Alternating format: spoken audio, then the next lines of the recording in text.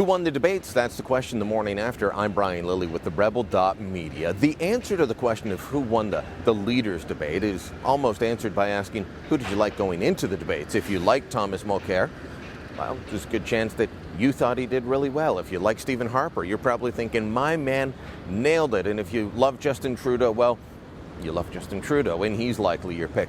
Don't get me started on Elizabeth May. I'm not going to talk about the woman that shouldn't have been there. She doesn't have, her party doesn't have official standing. She's not recognized as a party by the Speaker of the House of Commons. So if she doesn't meet that threshold, in my view, she shouldn't have been in there. But I feel the same way about the Bloc Québécois.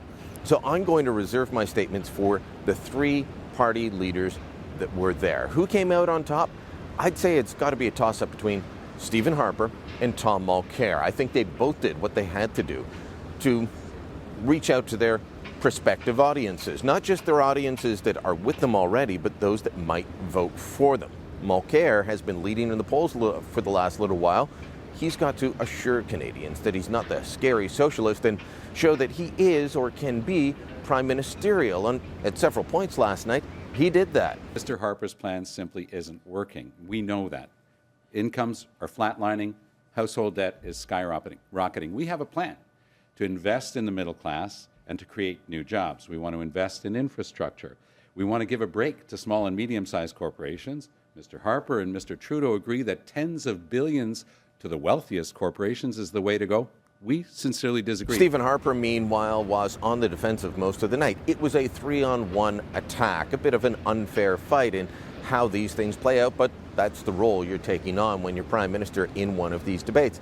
But Stephen Harper sounded sure on several fronts, especially the two that he says are most important, the economy and national security. Let me give you the facts. Let me give you the facts, Mr. Mulcair, from Statistics Canada. 90% of the 1.3 million net new jobs created are full-time. 80% of them are the private sector. 2/3 of them are in high-wage industries.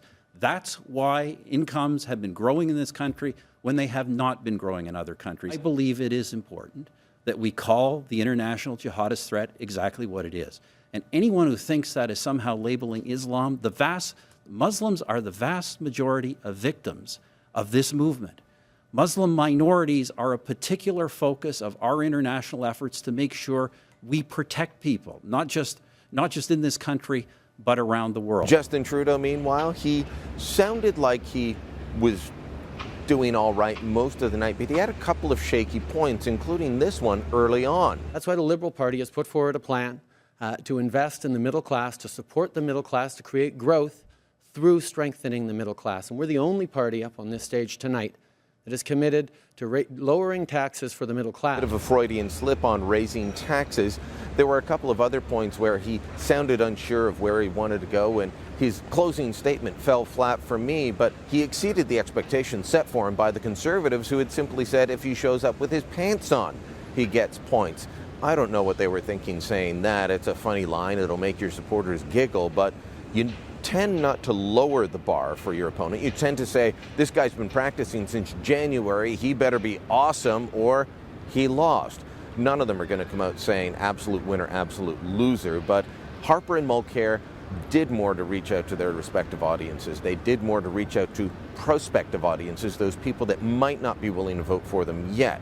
So in my view, those would be the two winners coming out of the debate. It's a long campaign. Lots of things are going to happen. Events can happen. Things can change quickly.